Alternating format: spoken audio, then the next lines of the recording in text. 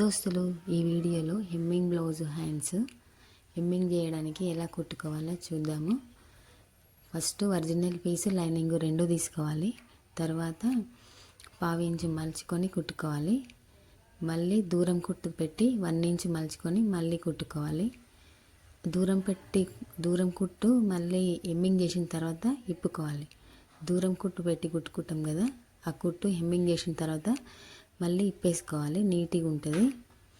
Cloth జరగకుండా ఉండడానికి నేను హెమ్మింగ్ చేసే విధంగా కుట్టడానికి చూపిస్తున్నాను.